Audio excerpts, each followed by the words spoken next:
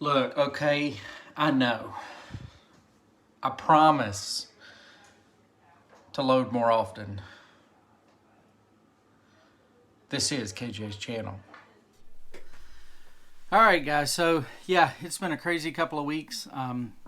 Just been jumping from one thing to the next, keeping myself super busy. But there was a couple things that I wanted to share with you that have been on my mind, and it kind of yesterday kind of helped solidify wanting to do this video.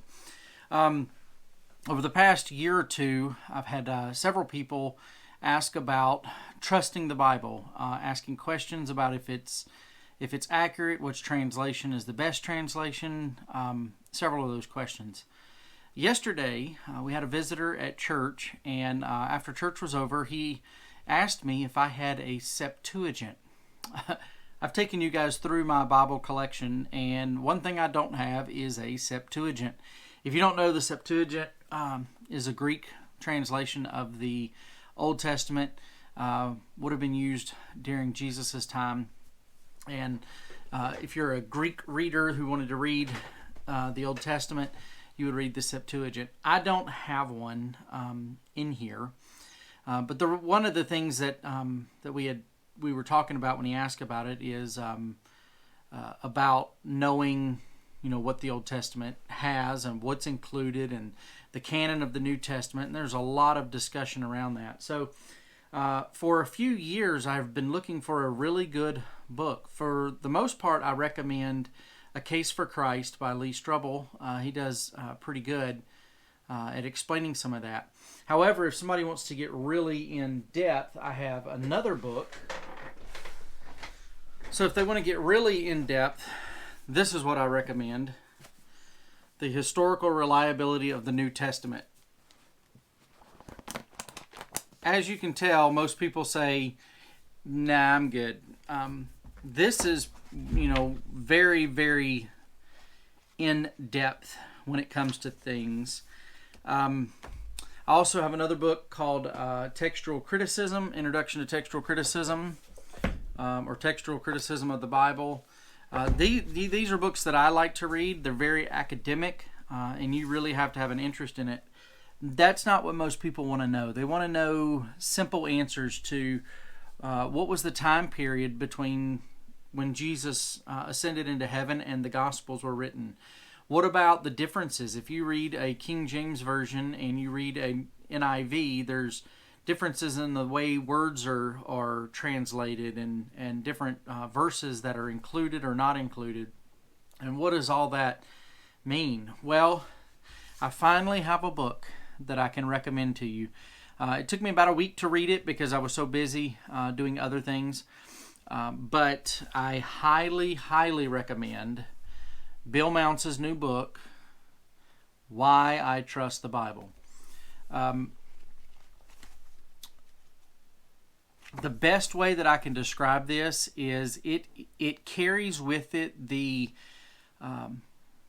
confidence of an academic book. I mean, when you look at a book like this, there's going to be a lot of academia in there, and people, for some reason, add some validity to that.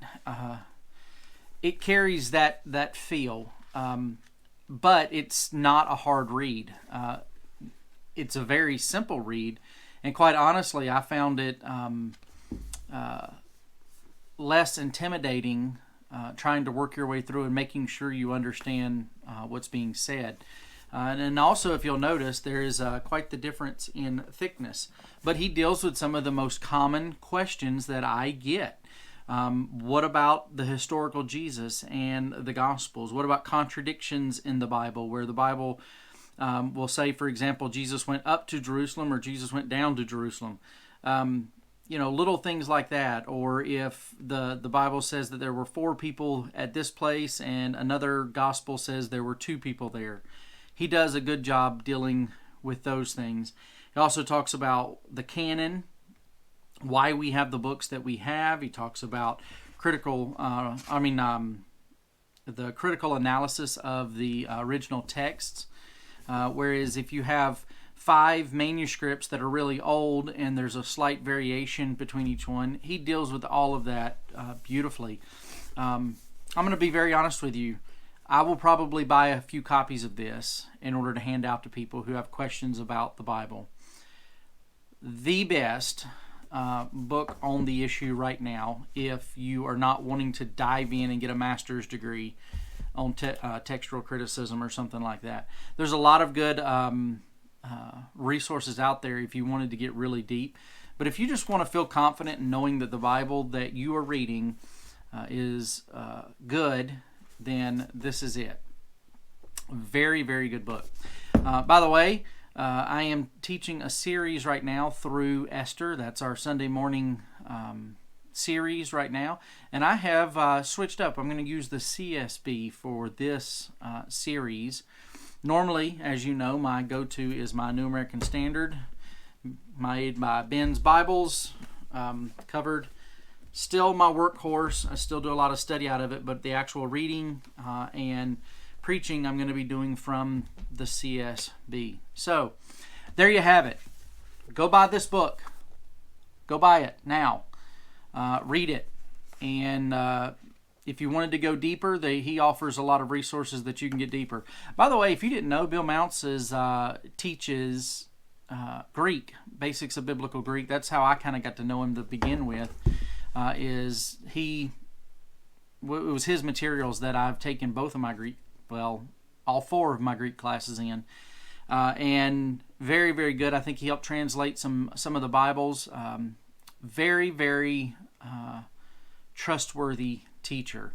And so when I knew that this book was going to come out, I knew I was going to like it, because I know the other stuff that he's done I really like, but I didn't expect to like it this much. So go get this book and read it.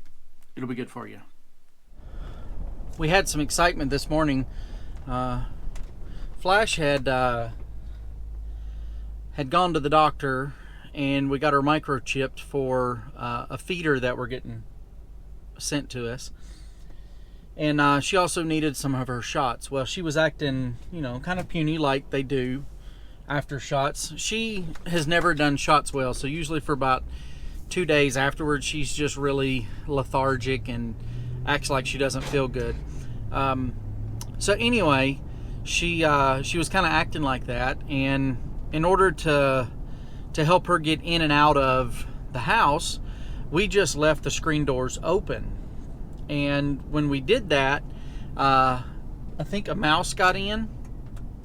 Either that or she brought the mouse in. But anyway, she's feeling tons better this morning. And so she was chasing this mouse around the bathroom, and it was just an adventure this morning. Anyway, I finally got the mouse killed and put outside. However, that just meant that I was a little bit later running. So, as you can tell, I got the run done and shared with you about Bill Mounce's book. The whole reason I even started this section of the video was to say I'm going to start doing some consistent videos throughout the week. So I used to do a midweek meditation for our church on Wednesdays. I'm going to still do that, and that'll probably be my video for Wednesdays, is a devotional thought that kind of connects to the series that we're going through. I'm also planning to do a different day of the week that will be a book review day. My library is full.